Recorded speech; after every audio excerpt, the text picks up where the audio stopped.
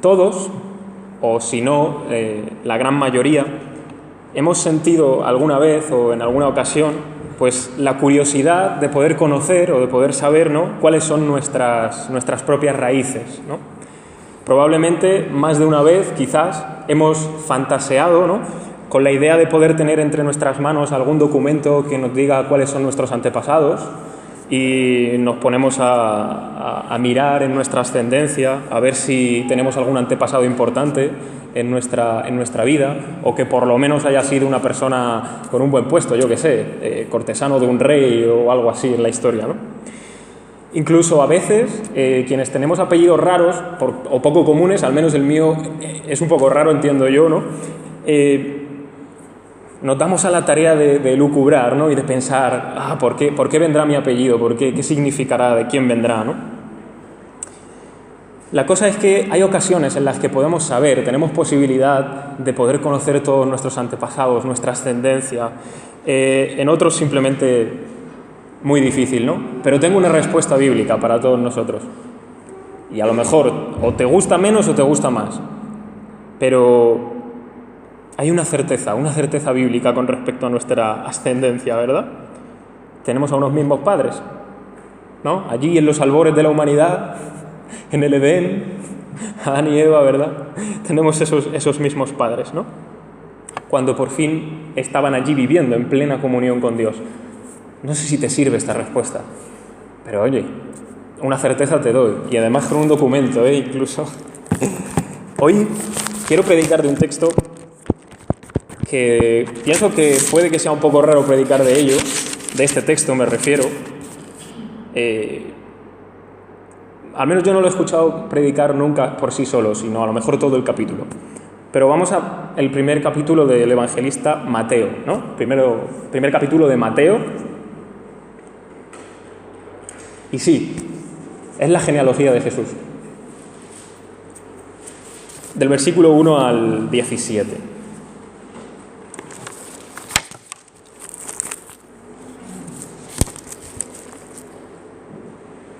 Mateo capítulo 1, versículos del 1 al 17, ¿vale? Vamos a leerlo, aunque sea la genealogía, aunque haya muchos nombres, pero vamos a hablar de esto y es importante tener el texto en mente, ¿vale? Empieza así: libro de la genealogía de Jesucristo, hijo de David, hijo de Abraham. Abraham engendró a Isaac, Isaac a Jacob, y Jacob a Judá y a sus hermanos. Judá engendró de Tamar a Fares y a Zara, Fares a Esrom y Esrom a Aram. Aram engendró a Aminadab, Aminadab a Naasón y Naasón a Salmón. Salmón engendró de Rahab a Booz, Booz engendró de Ruth a Obed y Obed a Isaí. Isaí engendró al rey David y el rey David engendró a Salomón, de la que fue mujer de Urías. Salomón engendró a Roboam, Roboam a Abías y Abías a Asa. Asa engendró a Josafat, Josafat a Joram y Joram a Uzías. Uzías engendró a Jotam, Jotam a Acaz y Acaz a Ezequías. Ezequías engendró a Manasés, Manasés a Amón y Amón a Josías. Josías engendró a Jeconías y a sus hermanos en el tiempo de la deportación de Babilonia. Después de la deportación a Babilonia, Jeconías engendró a Salatiel y Salatiel a Zorobabel. Zorobabel engendró a Abiud, Abiud a Eliakim y Eliakim a Azor. Azor engendró a Sadoc, Sadoc a Akim y Akim a Eliud. Eliud engendró a Eleazar, Eleazar a Matán, Matán a Jacob. Y Jacob engendró a José, marido de María, de la cual nació Jesús, llamado el Cristo. De manera que todas las generaciones desde Abraham hasta David son 14. Desde David hasta la deportación a Babilonia, 14. Y desde la deportación a Babilonia hasta Cristo, 14.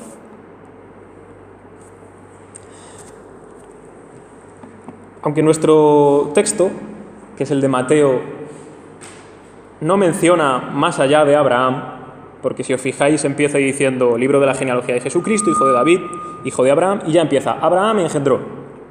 Aunque Mateo no va más allá de Abraham, ¿no?, el primer patriarca, sin embargo hay otro evangelista que sí que se retrotrae hasta el principio de la genealogía de Jesucristo, Lucas, y nos dice que Jesús desciende de Adán. que yo pregunto, ¿no es algo asombroso saber que tenemos la misma ascendencia que el Señor? Porque he dicho al principio, nuestros primeros padres, Adán y Eva, ¿verdad? Pero es que Lucas dice en ascendencia que Jesús viene de Adán. Pregunta curiosa simplemente, ¿no? Yendo al grano, podemos preguntarnos, ilícitamente además, si hay algo interesante en una genealogía que yo como cristiano pueda aprender para mi vida, o si hay algo que en una genealogía Dios me pueda decir a mí, más allá de los nombres o más allá de que no sepa pronunciar los nombres. Me hacía gracia porque no sé dónde era que leía algo así, decía, ¿por qué Dios dejó por escritas las genealogías? ¿Será para ver lo mal que pronunciamos los nombres o cómo es nuestro intento de comprender algo ahí, ¿no? Yo creo que sí. Yo creo que Dios puede enseñarnos a través también de una genealogía, aunque no lo parezca, ¿no? Y eso es lo que vamos a intentar comprender en esta mañana, ¿vale? El primer punto que quiero tocar lo he titulado la materia prima, entre comillas, la materia prima de Dios, ¿no? Es evidente, pero la madera no es una mesa, ni el diamante no es un anillo, ¿verdad? Es lógico. Pero cuando tú trabajas esos materiales, cuando tienes un sentido y un objetivo trabajando esos materiales, entonces los conviertes en aquello que deseas, ¿no? Logras ese objetivo que tú te has propuesto para poder alcanzarlo, ¿no? Pregunta, ¿Dios nos necesita? Porque claro, te pones a plantearte la pregunta y digamos que en el más sentido estricto de la palabra, pues no. Dios no me necesita, o sea, no tiene necesidad de mí. Me basta con irme o con irnos a la eternidad pasada. Vamos un momento allí, antes de la creación o en el mismo momento de la creación, ¿vale? Ahí vemos que Dios se sirve únicamente de Él mismo o de su palabra, como decías tú, Lidia, para crear todo cuanto vemos y todo cuanto contemplamos en el día de hoy. No necesitó crear primero un ser humano para después crear el resto de cosas, ¿verdad? Pero por otro lado, vemos en más de una ocasión que en las Escrituras, antes ya de que el primer ser humano pisase el mundo, el Señor tuvo un plan con respecto a los humanos. Curioso, no había un solo humano en la tierra, pero Dios ya tenía un plan para los seres humanos. Entonces ya había algo en la mente de Dios con respecto a nosotros, aún todavía sin habernos creado, ¿no? Por ejemplo, en el capítulo 1 de Efesios, de los versículos 4 al 5 leemos: según nos escogió en Él, es decir, en Cristo, antes de la fundación del mundo, ¿para qué? Para que fuésemos santos y sin mancha delante de Él, en amor, habiéndonos predestinado para ser adoptados hijos suyos por medio de Jesucristo, según el puro afecto de su voluntad. O sea, ya desde antes del establecimiento del mundo, Dios quería que viviésemos una vida de santidad, una vida de perfección, una vida de comunión con Él, como hijos de su propia familia. ¿Y esto cómo? Por medio de Jesucristo, siendo adoptados por medio de Él. Podemos ir a otro texto, la segunda carta a Timoteo, capítulo 1, versículo 9, dice: quien nos salvó y llamó, ¿quién? Dios, con llamamiento santo, no conforme a nuestras obras, sino según el propósito suyo y la gracia que nos fue dada en Cristo Jesús. ¿Cuándo? Antes de los tiempos de los siglos. Entonces, algo evidente, Dios tenía un plan. Tenía algo que hacer antes de que nosotros existiésemos, antes de darnos la vida, ¿verdad? Como vemos, no aconteció que de repente, un día de la existencia, Dios dijo: anda, pues siento que ahora quiero hacer esto. O de repente tuvo una idea, una decisión con todo ya puesto en marcha y dijo: bueno, pues ahora voy a hacer un plan, yo qué sé, por salvar a esta gente, ¿no? No fue así, sino que Él es el que, digamos, ata los nudos o quien mueve los hilos de la historia, ¿no? Con esto en mente, quiero llegar al punto de que observemos que Dios ha decidido actuar en medio de nuestras vidas y en medio de nuestras vidas de una forma especial. Aunque hay muchas ocasiones en que la propia revelación, en la propia palabra de Dios, nos muestra que Dios se ha manifestado de formas poderosas, de formas asombrosas, ¿verdad? Milagrosas. También vemos cómo la máxima revelación que Dios ha dado de sí mismo ha sido en la sencillez, en la cotidianidad, en lo normal. Se hizo hombre. Esa es la máxima revelación de Dios, hacerse hombre.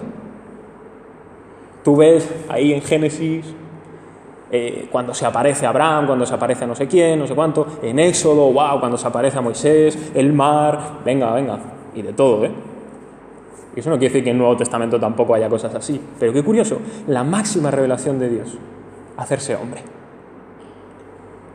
Y claro, al hacerse hombre, eso significa caminar entre los hombres, tener características que le son propias a los hombres, sufrir necesidades que también tienen los hombres. Pero claro, aparecer como hombre en medio de la humanidad implica algo que no se nos puede escapar.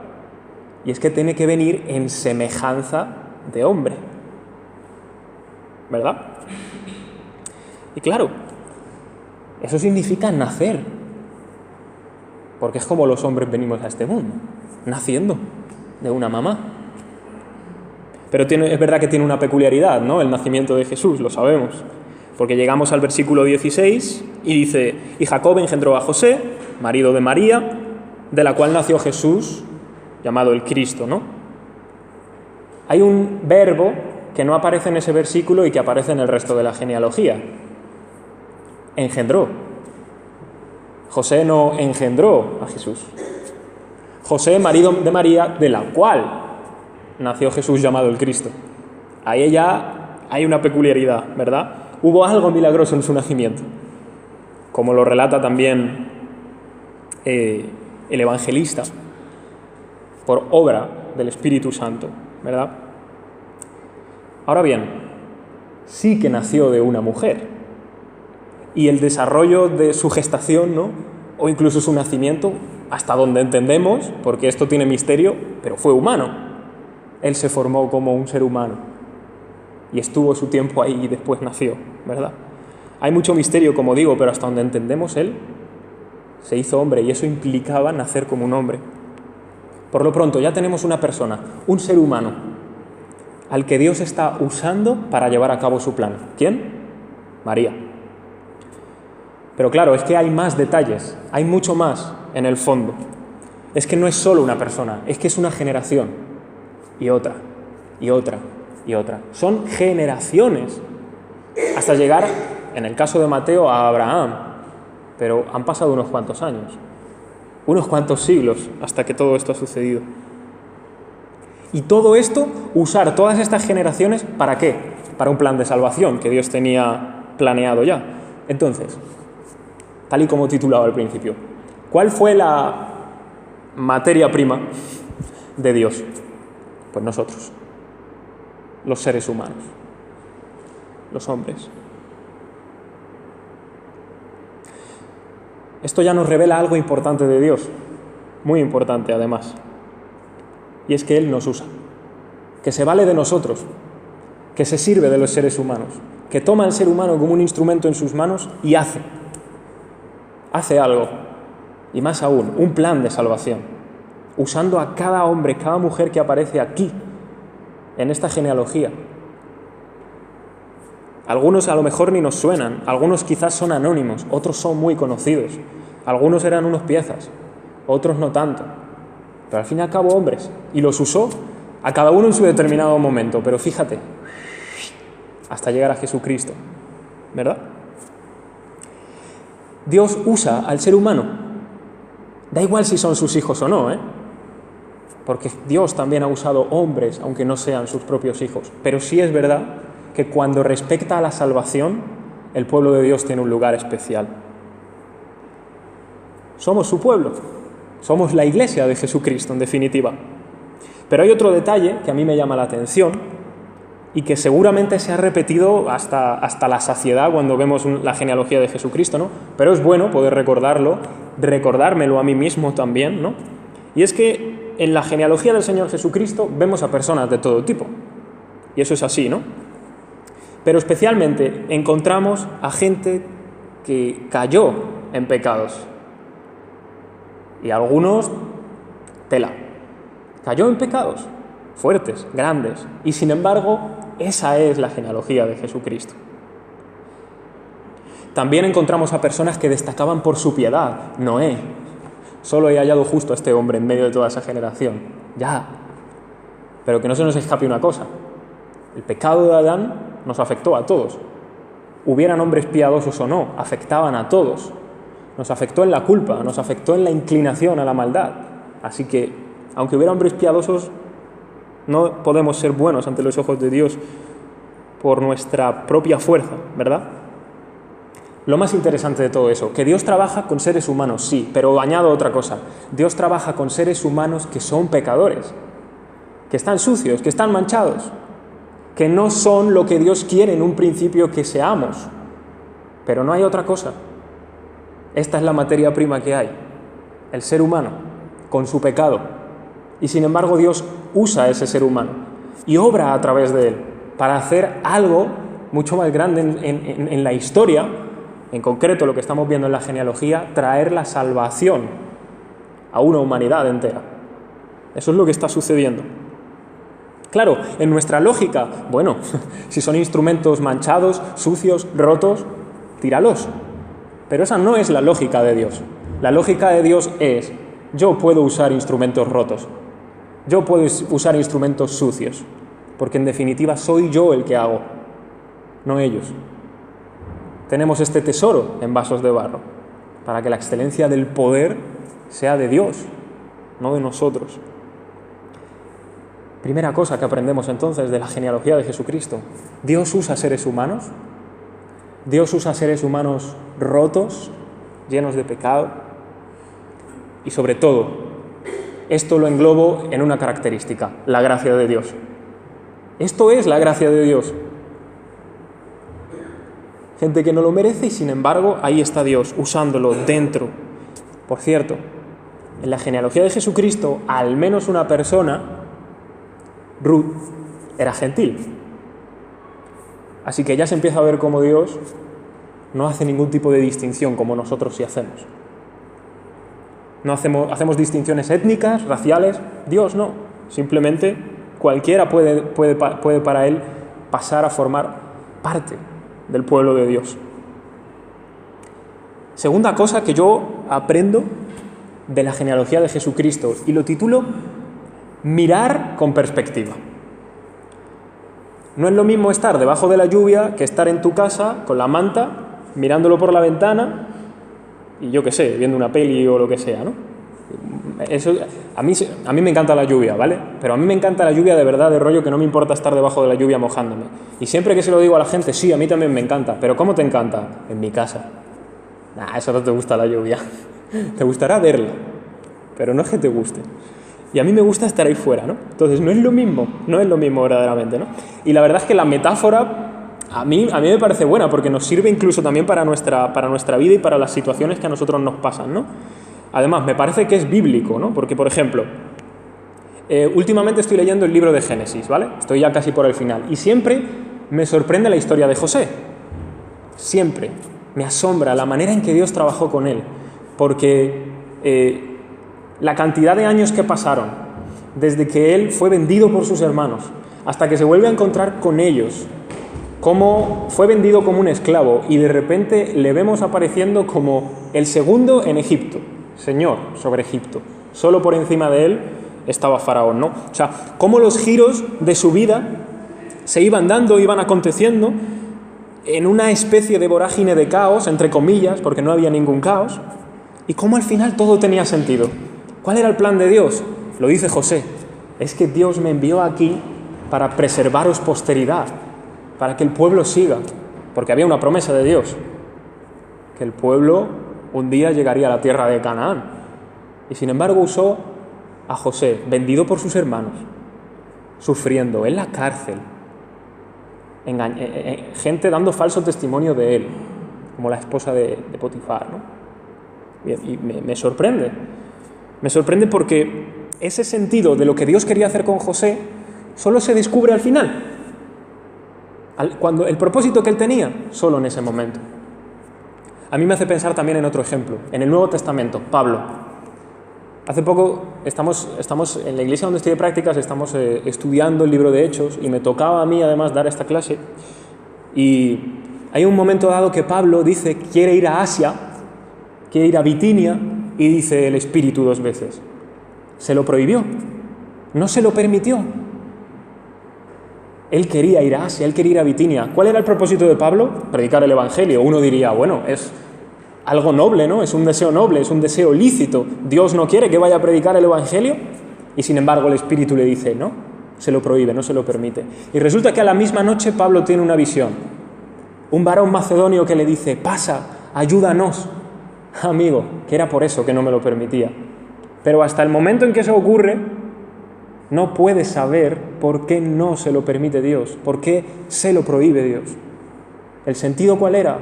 Ve a Macedonia, quiero que estés allí. Total, que solo en el momento indicado fue, tanto José como Pablo, cuando realmente supieron por qué tenían que hacer lo que hacían, a dónde debían ir y todo eso, ¿no? El plan, el propósito. ¿Y no os ha pasado a vosotros algo similar a veces? ¿No os ha pasado que hay ocasiones en que no puedes ver más allá? O que a veces tienes como lucidez, de repente te viene lucidez y dices, ahí va, ahora comprendo, ahora entiendo, ¿no? Empezamos a ver las cosas de otra forma. La cosa es que la mayoría de veces nos pasa algo, yo creo que es común a todos, por lo menos a mí me pasa, y es que queremos ver la imagen del puzzle y las piezas todavía se están poniendo, pero queremos ver ya la imagen del puzzle. Y añado otra cosa peor, queremos ver la imagen del puzzle mirando las piezas, o sea, mirando cada pieza por separado, en vez de esperar a que estén todas, y entonces ya sí, no, miramos las piezas, no, yo quiero saber qué es esto y qué es lo otro, ¿no? Nos pasa en muchas ocasiones. Pero si tú observas todo el cuadro, pues la cosa es diferente, la cosa cambia, ¿verdad? Y cuando contemplamos con profundidad la genealogía de Jesús, nos damos cuenta de que a veces es necesario hacer perspectiva para ver cuál es la obra de Dios. Piensa tan solo por un momento la cantidad de años que pasan desde Abraham hasta Jesucristo. Piensa la cantidad de años que pasan y la promesa que Dios le hace a Abraham, que se cumple en Jesucristo. Y si te quieres ir un poco más adelante, así no te vas tan atrás, ¿cuántos años pasan desde el rey David, que también recibe la promesa de que en su trono se sentará uno que reinará eternamente, es decir, Jesucristo, hasta que Jesucristo viene? ¿Cuántos años pasan? Lo voy a poner peor. Vete al Edén, con Adán, el que primero recibe la promesa de que habrá uno que vendrá y aplastará a la serpiente. Tela. ¿Cuántos años, cuántos siglos, cuántas edades pasan hasta que se cumple esa promesa, dada en un principio, en los albores de la humanidad?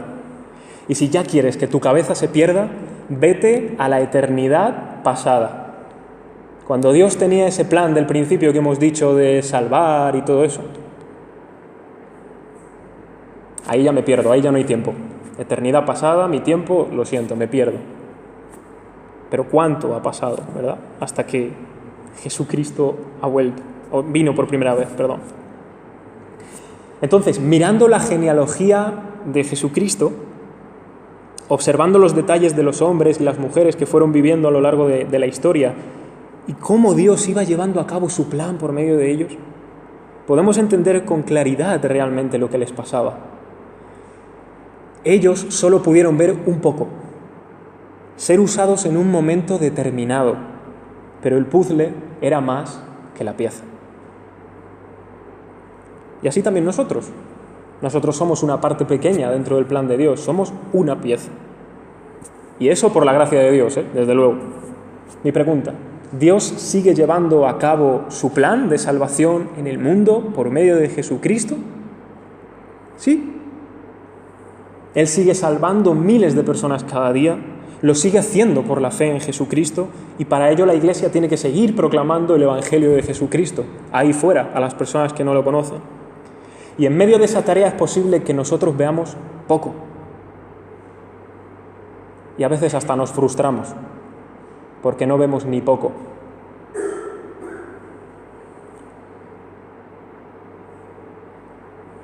Pero podemos tener ánimo, podemos cobrar ánimo realmente al ver que no es mi esfuerzo, que no es mi fuerza, que no es mi plan, que es el plan de Dios, usándome, sí, ciertamente, pero que tiene un plan. Mira, más vale que hagas poco para el Señor que mucho sin Él, lleno de actividades, lleno de cargas que no te sirven después con una motivación para el Señor. Lo poco que puedas hacer, hazlo. Sirve a tu generación como tú puedas, a donde Dios te haya puesto. Es posible que no veas lo que ocurrirá dentro de 2000 años, si este mundo sigue existiendo. Pero probablemente si haces lo que Dios te dice, tú ya has hecho tu parte y tu grano de arena en el plan de Dios. Aun con tu pecado. Así que es bueno que saquemos esta segunda lección de la genealogía de Jesucristo, que a veces hace falta mirar las cosas desde otro ángulo, desde otra perspectiva, ¿no? Y a veces hace falta tiempo para ser capaces de verlo desde otra perspectiva, ¿no? Hay veces que no es tanto una cuestión de esforzarme yo, me voy a poner por este lado, por el otro, a ver si lo veo. No, a veces simplemente es tiempo. A veces yo, con mi propia fuerza, no puedo mirar con perspectiva la obra de Dios, sino que solo debo esperar. Por más que lo quisieran, los santos del Antiguo Testamento, Abraham, Isaac, Jacob, David, toda la lista que hemos dado aquí, en la genealogía de Jesús. Por más que ellos quisieran, y a menos que Dios se lo haya concedido, no pudieron contemplar lo que iba a devenir con Jesucristo. Ellos estuvieron en su momento, haciendo lo que tenían que hacer. Y vuelvo a lo mismo, aun con su pecado. Porque pienso en los patriarcas, tela. Pero hay algo que tenemos que tener muy claro, hay algo que tenemos que tenerlo en la mente siempre. No somos ni los primeros ni somos el ombligo de la historia. Nos debería bastar saber que, aun no mereciéndolo, estamos dentro del plan de Dios. Que Dios nos está usando, que Dios está llevando a cabo un plan por medio de nosotros.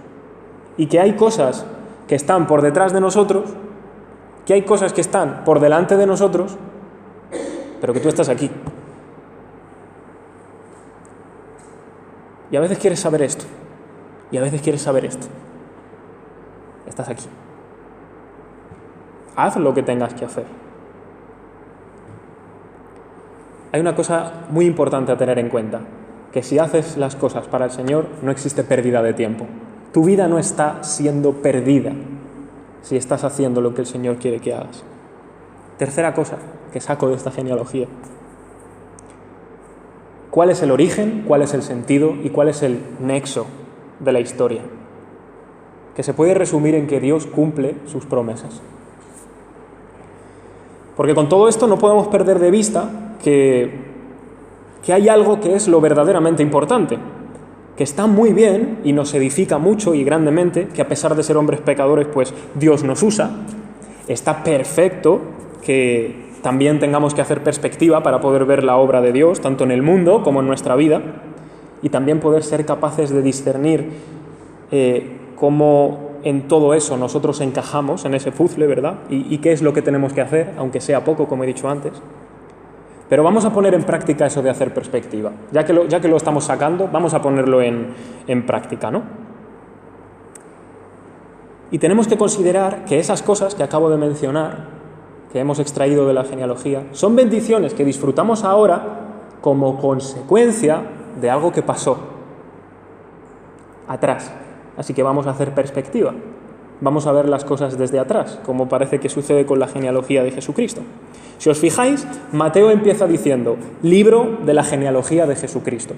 No empieza simplemente diciéndonos que es la genealogía de Abraham, ni tampoco nos deja la sorpresa comenzando con Abraham y que de repente, ¡bum!, aparece Jesucristo ahí. No, Él nos avisa ya desde el principio lo que viene. Libro de la genealogía de Jesucristo. Ahora, si quieres, me voy para atrás, pero esta es la genealogía de Jesucristo. Imagina un judío que lee por primera vez esta genealogía y ve genealogía de Jesucristo, hijo de David. Es decir, el Mesías que Dios prometió al rey David hace años. ¿Cómo es esto? El asombro le capta. Puede creer o no, pero desde luego está diciendo de Jesucristo algo importante, que es el Mesías. Así que hay que tener claro cuál es el origen de la historia. Y que todo el plan del Señor lleva a una persona, Jesucristo.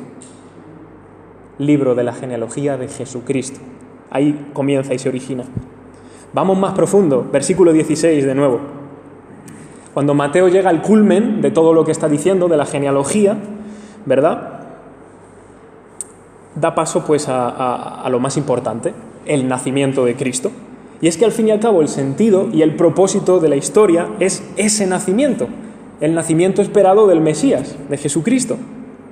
Podríamos perder el tiempo, y no sería ni la primera ni la última vez que los seres humanos lo hacemos, tener ese deseo de perpetuar nuestra descendencia. El ser humano siempre quiere perpetuarse a través de sus hijos, aunque sea, que se me recuerde. O incluso por escrito, poniendo toda mi genealogía.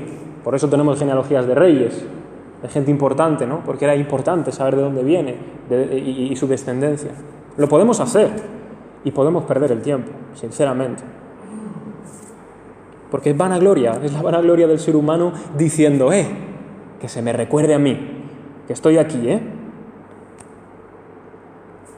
Sin embargo, hay una cosa que aquí me llama la atención, porque esta genealogía me hace recordar la primera genealogía que hay en la Biblia, Génesis 5, los descendientes de Adán. Y a mí hay una cosa muy curiosa, ¿no? Qué llamativo, ¿no? Eso de ver, las edades de los descendientes de Adán. Uno dice, madre mía, tela, ¿cómo ha podido vivir este tanto? No sé qué, no sé cuánto, tal. Vale. A mí no me llama tanto la atención eso. A mí me llama la atención que en la genealogía de Adán, o en la descendencia de Adán, si la lees, vivió no sé cuántos años, y luego dice, y murió. Eso es lo que a mí me llama la atención. Porque te puedes tirar años y años viviendo, que al final te mueres. ¿Y qué? ¿Cuántos años has vivido? Luego después en tu genealogía pondrá, y murió. Sin embargo, hay uno que me llama mucho la atención, Enoc. Dice, caminaba con Dios. Y desapareció Enoc porque Dios se lo llevó. Yo no sé si vamos a correr la misma suerte que Enoc, ¿no? No sé si... ¿Quién sabe? El Señor Jesucristo vuelve de repente antes de morir y nos lleva a Dios, como hizo con Enoc. Pero una cosa sí sé, que más me vale vivir el tiempo que tenga, pero que en mi genealogía se pueda decir, y caminó Jesús con Dios, o caminó Eduardo con Dios, o caminó José con Dios. Qué bueno que en mi genealogía pueda poner eso, que tuvo comunión con Dios, que le conoció, aunque luego ponga y murió, porque si caminó con Dios, la muerte, sabemos dónde está, destruida por Jesucristo.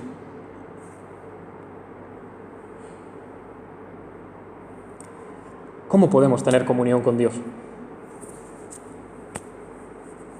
Por medio de la fe. ¿En quién? En Jesucristo.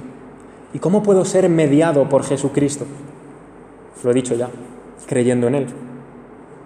¿Y por qué necesito creer en Él? Porque es el único modo que Dios ha establecido en que yo y tú puedas ser salvo. ¿Y de qué necesito ser salvo? Génesis 3. Del pecado. En el versículo 17 sirve de resumen un poco, ¿no? Y establece como una unión, un nexo. Habla de las diferentes generaciones, como 3 bloques. Desde la primera generación, la segunda, la tercera, pero en definitiva, el nexo de todas esas generaciones es Jesucristo. Porque es hacia donde apunta. Y eso sigue siendo vigente también hoy, igual, de la misma manera. Porque en tanto que la historia continúa, en tanto que discurre la historia, Lo importante es Jesucristo. Lo que pasó hace 2000 años importa hoy también. Más aún, lo que pasó hace 2000 años tiene conexión con lo que pasa hoy. La Iglesia es un ejemplo. Hace 2000 años Cristo estuvo en la cruz. Sin embargo, es lo que nos une hoy aquí. Ese sacrificio. Más aún su resurrección, ¿no? Y pasó hace 2000 años. Voy más lejos todavía. El Antiguo Testamento, todas las promesas, de lo que hemos visto desde Adán. Claro, en nuestro caso es para atrás, pero en el suyo era para adelante. ¿A dónde apuntan? A Cristo. Tanto que por lo menos en nuestro mundo, o en nuestra Europa, o como lo queramos decir, el tiempo se divide en dos. Y el nexo de unión está ahí, ¿no? El año cero que no existe, digamos. Antes de Cristo y después de Cristo. No hay nada que ocurra en la historia de la humanidad que esté separado de la soberanía de Dios del señorío de Jesucristo. Él es el Señor de la historia. Desde la eternidad pasada, pasando por la creación, pasando hasta la cruz y de aquí en adelante hasta la eternidad futura. Él es el Señor. Él es el que une todas las cosas. Para terminar,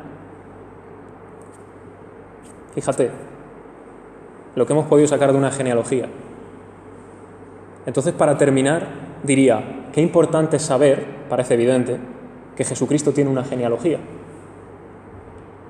Porque esto nos recuerda que su vida se remonta a un plan eterno, que tiene su origen en Dios mismo, que pasa por una promesa que en varias ocasiones le fue dada a los hombres, con más o menos detalles, añadiendo, quitando, no sé, pero en definitiva que había una promesa y que Dios es fiel para cumplirla. Y es en esa promesa que Dios hizo, va nuestra vida, va nuestra salvación. Pablo dice, si mal no recuerdo, no sé si es primera o segunda de Corintios, que todas las promesas son en Jesús sí y amén, que en Él se cumplen todas las promesas. Todas las promesas que están recogidas en la Biblia, todas se cumplen en Él. Porque Él es la promesa y todas las bendiciones que vienen en esa promesa. Y bendito sea Dios de que no se trata de la historia de la humanidad. Bendito sea Dios, aunque usamos muchas veces ese término, historia de la humanidad, sino que es la historia de Dios en medio y a través de la humanidad. Porque la única certeza que nosotros podemos tener si realmente es nuestra historia es la perdición. Hasta que esto se acabe, nos extingamos o no sé. Vete tú a saber.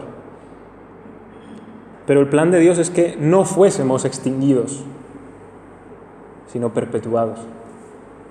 Por eso ahora sí que somos su linaje. Somos también de alguna manera su descendencia, sus hijos. Para mí no hay mejor forma de terminar que leyendo dos textos. Uno de ellos está en Gálatas. Si queréis acompañarme, Gálatas 4.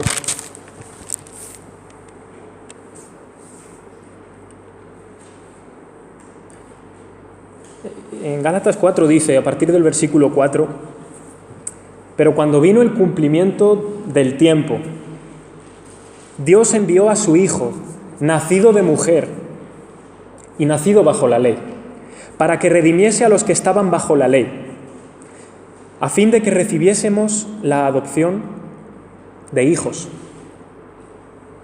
Y por cuanto sois hijos, Dios envió a vuestros corazones el Espíritu de su Hijo, el cual clama, Abba, Padre. Así que ya no eres esclavo, sino hijo, y si hijo, también heredero de Dios por medio de Cristo. El otro texto está en Romanos 5. Este sí es un poco más largo, pero tiene que ver con lo que también dice en Gálatas, ¿no? Un poco el Gálatas es el resumen, pero Romanos es la clave, por así decirlo.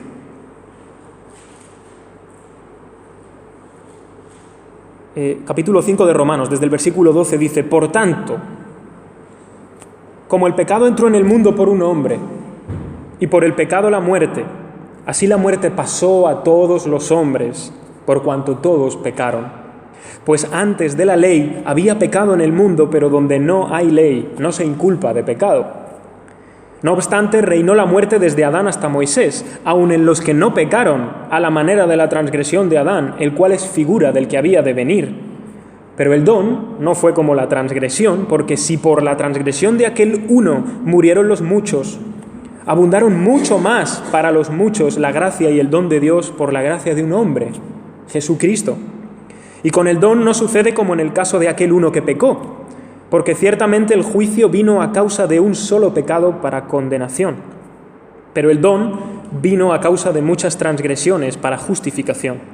Pues si por la transgresión de uno solo reinó la muerte, mucho más reinarán en vida por uno solo, Jesucristo, los que reciben la abundancia de la gracia y el don de la justicia. Así que como por la transgresión de uno vino la condenación a todos los hombres, de la misma manera por la justicia de uno vino a todos los hombres la justificación de vida. Porque así como por la desobediencia de un hombre los muchos fueron constituidos pecadores, así también por la obediencia de uno los muchos serán constituidos justos. Pero la ley se introdujo para que el pecado abundase, mas cuando el pecado abundó, sobreabundó la gracia. Para que así como el pecado reinó para muerte, así también la gracia reine por la justicia para vida eterna, mediante Jesucristo, Señor nuestro. Amén. La genealogía de Jesucristo, qué importante. Porque a lo largo de todo nuestro linaje y toda nuestra descendencia humana está este problema, el pecado. Y por eso vino Él, en semejanza de nosotros, para aprender que Dios nos usa como seres humanos, a pesar del pecado, pero para salvarnos de él, claro. Y a pesar de que podamos hacer poco, poder hacerlo, sabiendo que en perspectiva las cosas cambiarán. Y aunque sea que en la eternidad podamos ver las cosas con perspectiva, será bueno ver que lo poco que hice sirvió para esta persona o la otra, quizá para su salvación o quizá para comprometerse más con Dios. Pero sobre todo, que Dios cumple su promesa. Y que todas las promesas para nosotros son sí y amén en Jesucristo. Y eso es lo más importante. Así que a mí me gustaría que terminemos pues de la mejor forma que sé, que es orando, en definitiva.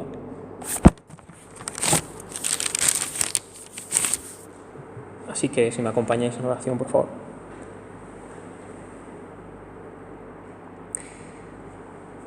Señor, tú has hablado, tú has abierto tu boca. A través de tu palabra, Señor, podemos precisamente ver cómo hablas, Señor, cómo tu voz es oída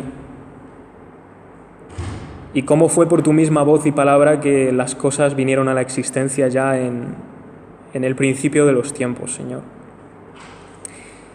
Ayúdanos a recordar esto siempre, Señor. Ayúdanos a recordar qué importante es algo que a veces nos puede parecer insignificante como una lista de nombres, Señor, y más cuando sabemos que es por medio de esa lista de nombres, por medio de esa lista de hombres y mujeres que tú, Señor, has cumplido tu promesa para con nosotros. Gracias, porque no viniste de otro modo que del que tú mismo elegiste, a semejanza nuestra, Señor, para rescatarnos de aquellas cosas que eran propias de nosotros, de los hombres. Te damos las gracias. Te pedimos que sigas abriendo tu boca, Señor, y hablándonos cada día en nuestra vida. Que podamos acercarnos a tu palabra de este modo, buscando tu voz siempre, Señor, en todo cuanto haces, en lo que ya has hecho, Señor, en Jesucristo, para que recordemos que Él es el centro. Que a Él sea la gloria, Señor, la honra en nuestra vida.